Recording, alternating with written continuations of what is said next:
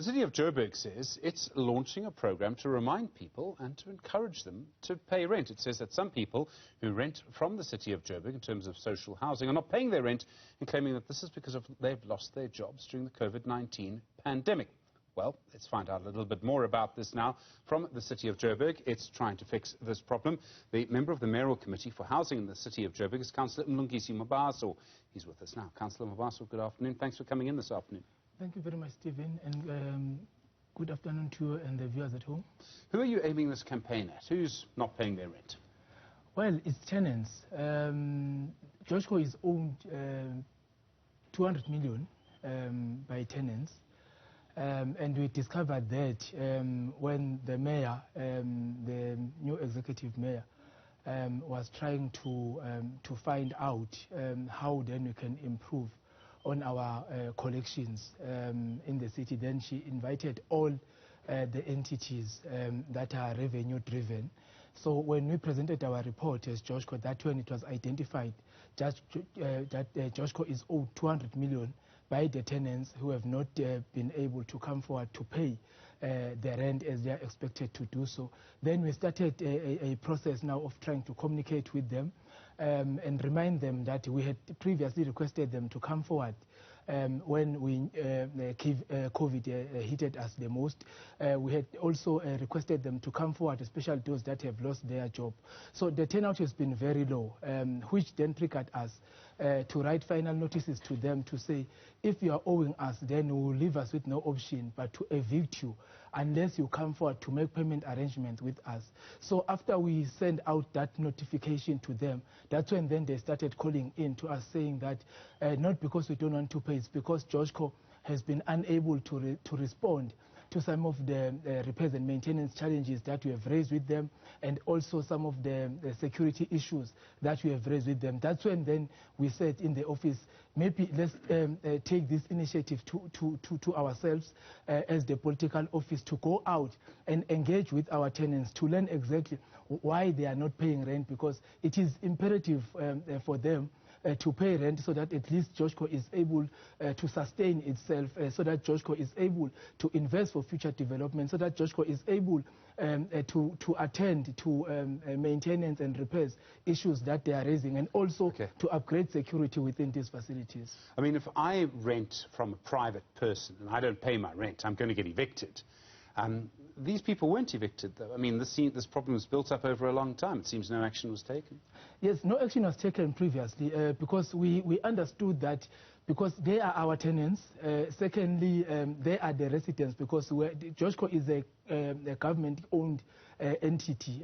So whatever that we do, whatever process that we embark on, we need to engage with them, but we don't want them to take advantage of that situation, that because Joshua is owned by the city, then they can do whatever that they want within the facilities. So we want them to understand that we are the landlord, they are the tenants. We want to build that relationship, but at the same time, if they do not pay rent, then we are going to enforce. And hence we gave them those final notices to say, if you don't come forward to make payment arrangement, we are going to evict you, because we have took it in a manner that because we lead them in a way as politicians in the city, and they are our residents, we need to at least engage with them first before we take any action. But we are going to take them out if they don't come forward to make payment arrangement, and if they don't attend to our programs that we have rolled out, to go out and engage with them, because we want to understand why they are not paying, so that we are able to assist them in that process. How many people, I mean, what percentage are not paying? Is it 10% that are not paying? Is it 80% that are not paying? Well, 46% are not paying, because our collection rate now is at 56%, and we are owned almost 200 million by the tenants. But I mean, you can't continue like that. I mean, and that's the problem, because one, Joshua is a social housing institution which got accreditations from SHRA. So we need to comply. Failing to comply, we will lose our accreditation. So our tenants need to understand that as well. But second to that, you know, we've got lots of people who wants to be accommodated through Joshua, and those people are unable to get houses within Joshua, because we are unable to invest for future development, because we are not doing very well in terms of collection, and we are unable even to attend to service delivery issues that are raised with Joshko because we don't have sufficient budget for that. So we are losing a lot. Sure. We are losing our business, we are losing money, and people... I'm sorry to interrupt you, Councillor. You.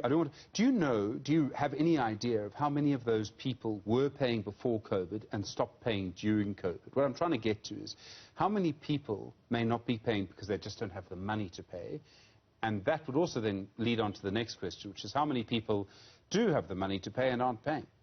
Well, currently it is very difficult to determine that, and I'll give you reasons why. One, the first reason is that there is a demand for ownership in these facilities. There are people who have been staying there for almost 10 years now, and they want to own those units. And they understand very well that these are social houses, and we do not provide for ownership. Secondly, there are people who have been hit by COVID. We have made arrangements for them. We have requested them to come forward, and they have not. We have issued discount vouchers where we said there is a certain percentage that will be written off if you come forward to make payment arrangement. So people have not been coming forward, you know, regardless of all those attempts that we have made to meet them halfway. And hence now we are saying if they don't come forward, we are going to enforce this. So it's very difficult now to determine how many people were hit by COVID and how many were not. But before COVID, our collection rate were above 80%. And we were dealing with the elements of those that were trying to demand ownership and boycotting rent at the time. But during COVID, then it went down to 56%. But people have not been coming forward to make payment arrangements, which makes it very difficult now to understand whether it is because of COVID or it's because they are boycotting rent because they want ownership. No, sure. So I mean, the problem is it gets worse and worse, right? Exactly. If you fall behind on your rent, especially during COVID, you're never going to pay it back. So what happens then? I mean, you're trying to get money from people who don't have money, in some cases, not all cases, but in many cases. You're going to be trying to get rent from people who don't have money?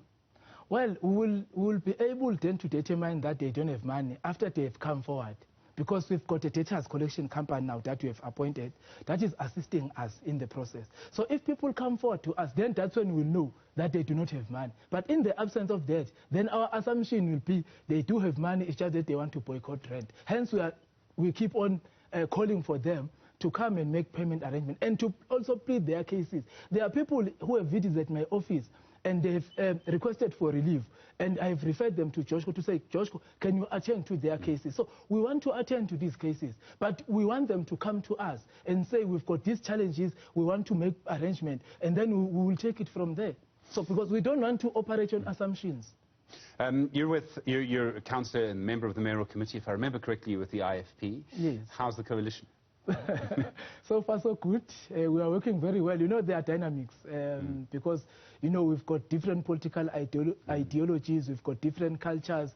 But, yeah, service delivery, that is important to us.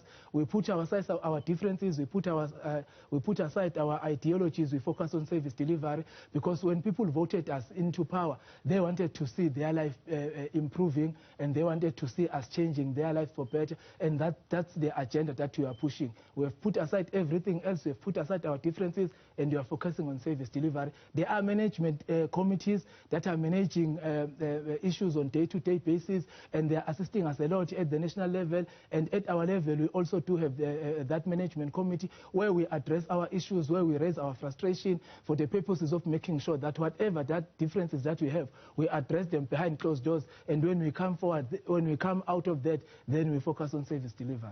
Councillor, thank you very much indeed for joining us. Do appreciate it. Member of the Mayoral Committee for Housing in the City of Joburg, Councillor Mlungisi Mabaso.